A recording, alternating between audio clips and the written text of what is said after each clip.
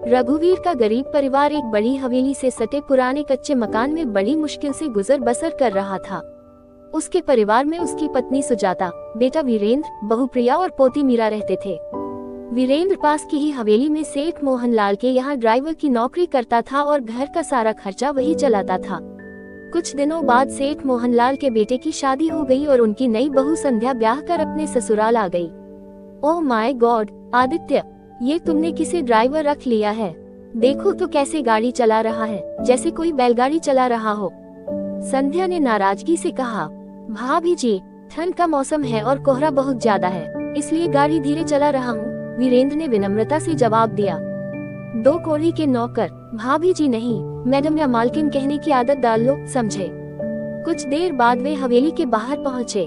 सामने बने कच्चे मकान को देखकर संध्या बोली, छी, इतनी सुंदर हवेली के आगे ये बेकार सा घर, पूरी शोभा ही बिगाड़ दी। गृह प्रवेश के बाद सेठ मोहनलाल ने अपने कर्मचारियों को भी रिसेप्शन में बुलाया। जब वीरेंद्र ने घर आकर यह बात बताई तो सुजाता बोली, लेकिन खाली हाथ जाना अच्छा नहीं लगेगा।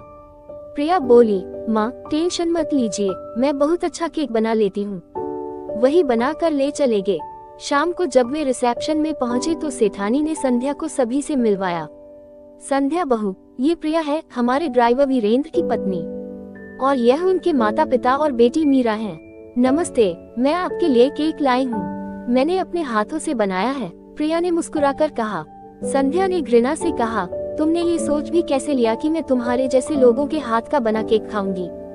ये हम जैसे हाई क्लास लोगों के लिए नहीं, बल्कि झुग्गी झोपड़ी में रहने वालों के लिए होता है। ये सुनकर प्रिया रोते हुए वहाँ से चली गई।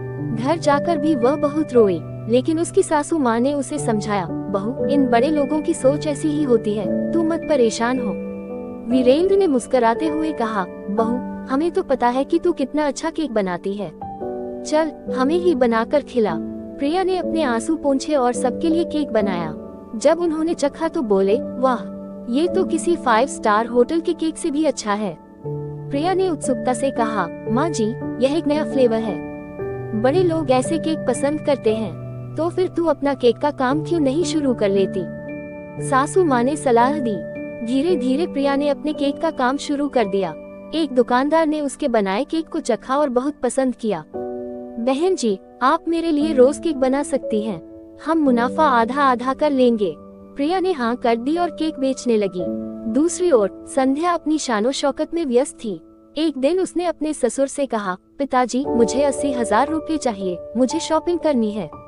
लेकिन बहू, पिछले हफ्ते ही तो 50,000 रुपए दिए थे, और हमें गरीबों में कंबल भी बांटने जाना है, सेठ जी ने समझाया।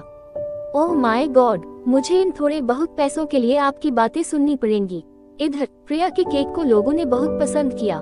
नए साल के लिए उसे 1000 केक का ऑर्डर मिला। उसने ये चुनौती स्वीकार कर ली और मेहनत से सारे केक बना लिए।